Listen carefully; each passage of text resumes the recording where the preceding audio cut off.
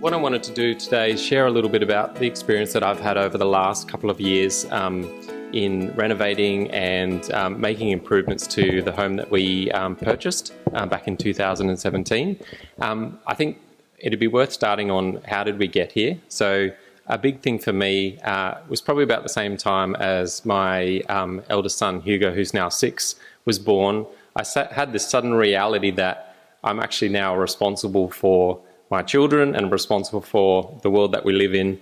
And I started to do a lot of research into what things that I could do to make a difference. I thought this chart was quite telling. It's a couple of years old, but it's helpful in showing both the direct and indirect consequences of each of our decisions that we make in many of these different areas. So some of them, such as the goods and services, are a little bit hard for us to make a difference on, but definitely for transportation, housing and food, these are all decisions that we can make around the table together. So with our loved ones, with our family, with our relatives, these are ones that have a big impact. So obviously the food is a very large one, and part of the reason, or one of the reasons why I decided to stop eating animal-based products and move to plant-based. But the two here around transportation and housing are the ones that I want to share with you a little bit more details around today. Very motivated by Saul Griffith. So if you haven't heard of Saul Griffith, he's a good guy to look up. He's done a lot of work in both the US and also here in Australia. And he has a book called The Big Switch. And I think one of these quotes that he's mentioned is basically the summary of his entire book is, we need to make sure that the next time every one of these machines is replaced, it's replaced with a better electric. And when he's referring to that, he's referring to the hot water systems we use in our house, the vehicles that we drive, the devices that we use to cook, the units that we use to heat our environment, such as reverse cycle air conditioners and the like, and then also the solar and potentially also a home battery as well. So this is taking us back to moving day, December 2017. We moved into a lovely bright red brick building in South Turramurra. As my wife and I holding the keys and very excited. We spent a lot of time doing things in the garden because we were very stretched in terms of buying the place in the first. So we were trying to work out what things we could do that would have a big impact without costing too much money. So finance was a very, very important factor in a lot of the decisions that we made. The first thing that we did do, though, is we bagged the outside of the house and painted a different colour. So you will see pictures of the house that look very different to this. This is one of the low-cost things that we did up front, just to kind of make the place a little bit our own.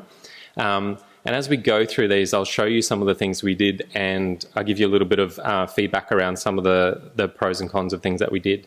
So one of the first things that we did was install solar, and so this is back in 2019. The good news is that that solar installation has now paid for itself. So between 3.5 to 4 years, we've seen that cost come back in terms of the bills that we're using. I should note that we do have a swimming pool, so that obviously uses a reasonable amount of power. But just having 2 children and a lot of washing and just the day-to-day rhythms of life, we do use a reasonable amount of electricity. And so this is the first thing that we did. And I think this is what started the obsession for me, because as soon as you have an app that can tell you what power you're generating and then also what power you're consuming, it all becomes very real. So you're no longer getting a bill for $1,000 at the end of the quarter and thinking, oh, what should I do? Okay, it's no longer winter. What was I doing back then? It's very real. You can see this on a real-time basis. And I think that is one of the things that makes it very, very visual and front of mind. So definitely as you start monitoring your usage and also being aware of when you're producing, you can shift a lot of things around, like such as running the dishwasher, and even sometimes like on a day like today, I've turned the air conditioner on at home because I know that it will be a bit cooler by the time that I get home, rather than going home to a hot and stuffy house and then putting the aircon on. So there's some good things that we can do from there. I did want to take a little bit of a side trip. So one of the things when we moved into the house, it was very, very cold. And so when we experienced the first winter, it was like the worst winter we've ever experienced, because we learnt in that process that we didn't have any insulation in the walls or in the ceiling or under the floors. The previous owners had taken all the curtains down, so there was actually no window coverings or dressings. And so in that winter, we've never felt more cold, and we had a gas heater. So pointing out that this gas heater was a mobile unit, so it's not actually exhausting to the outside. And we started to have all sorts of issues with condensation and mold. And through my research, I learnt a lot more about some of the negative sides of having gas burning within the house, as well as the amount of water. So water vapor around 1 litre per hour of running. It was not until I took my baby's humidity monitor and could see that as soon as the heater came on at 6 o'clock in the morning to warm up the house, that's when the humidity was shooting through the roof and we were starting to get the condensation. So I switched, and this is probably something that seems so dumb and simple at the time, but I switched to using the reverse cycle air conditioner and changed it to heat mode. And that made a huge difference, and a lot of the humidity problems went away.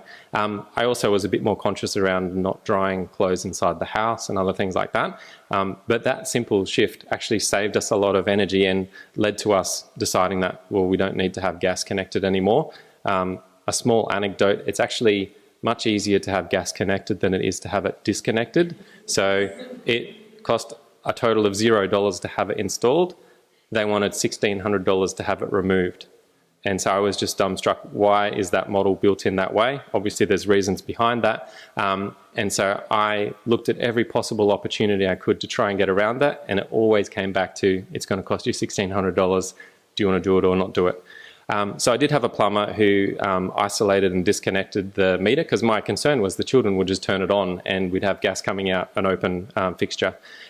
So we're not paying a daily fee, and the gas meter is still sitting there as a timely reminder. It's actually ironic, the meter stopped on the digits 911, so I feel like that's a sign for us to not ever have anything to do with it again.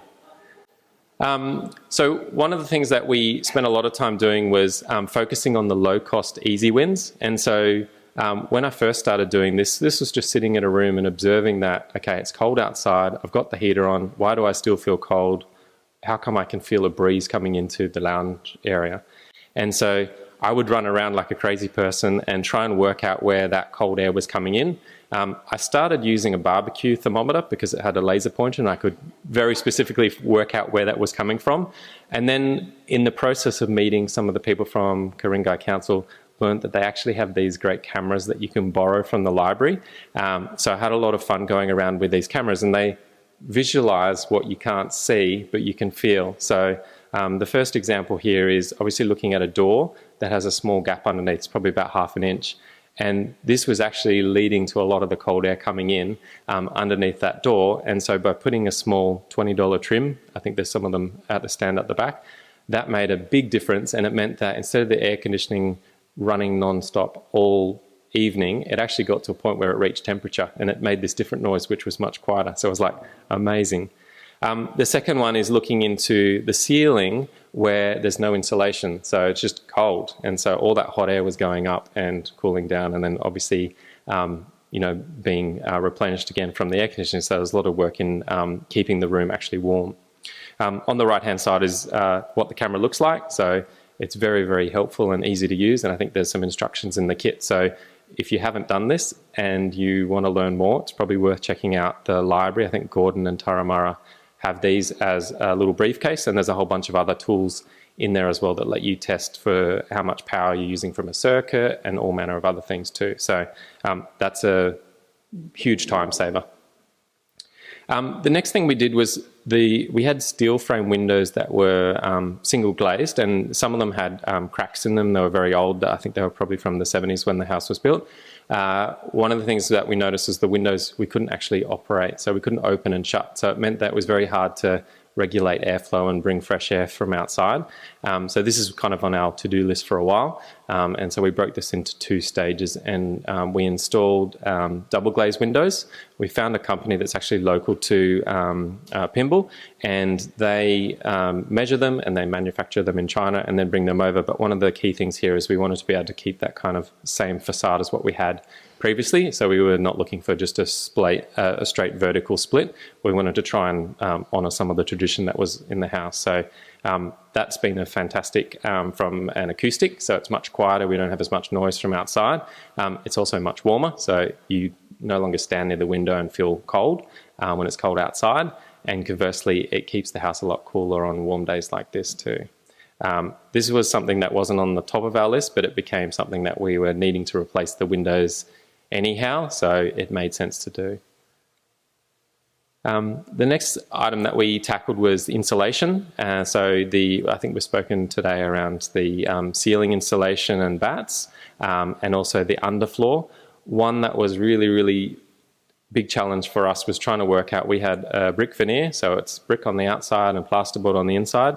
It was really large, the space between, and we were trying to work out how we can do this. And I'd even contemplated, I'd done a little bit of plastering myself, so I contemplated taking all the walls down internally and putting bats in. And somehow or another, I came across a group that recycle polystyrene boxes, and they feed them in underneath the window frame. So they take out a couple of bricks, and then they also will take off a couple of tiles, and they'll feed it down the cavity. That made a huge difference. I think the certificate I got from them is for an R8. So they were surprised at how wide the cavities were, and the wider the cavity, the higher the R value. And so that's made a huge difference in terms of the warmth inside the house. The next one, this is obviously in the midst of COVID, and I was commuting to North Sydney and trying to avoid driving the car and catching the train, so invested in a cargo bike.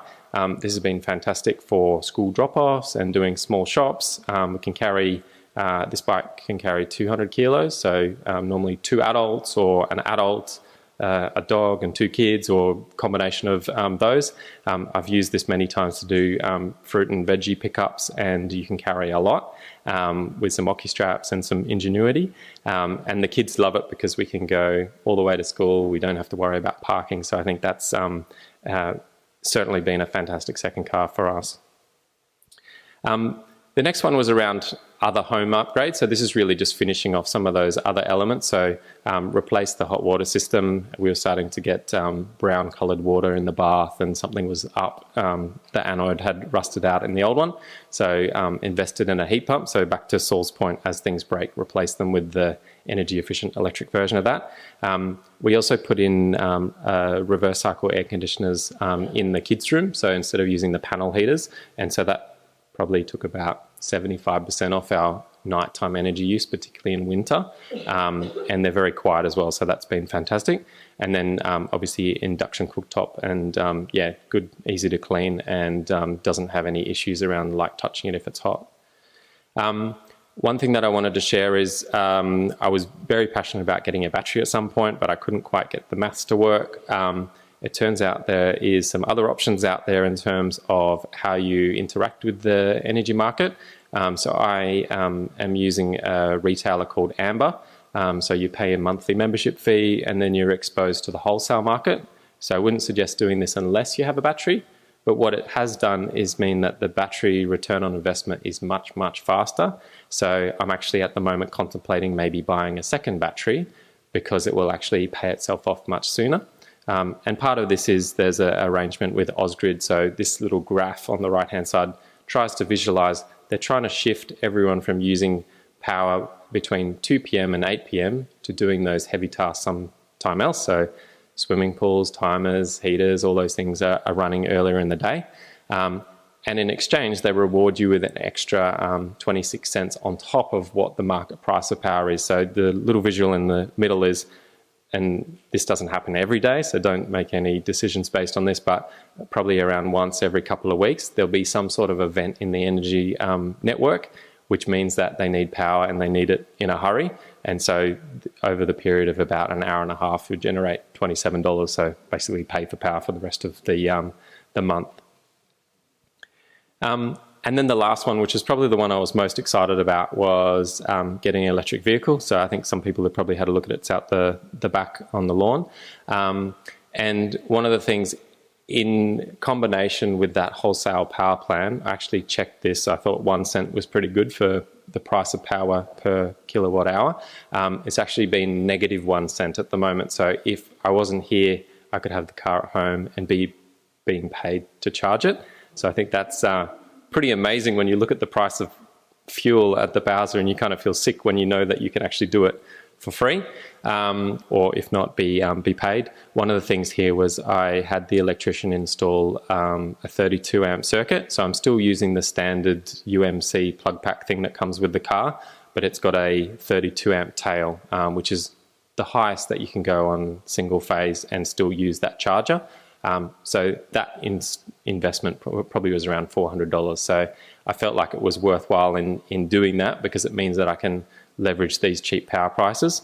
And just to show that you can go places, we went to the snow with the car, and everything was fine, and we came back in one piece. So yeah, thank you very much for your time, and I'll be around later if anyone has any questions. Thank you.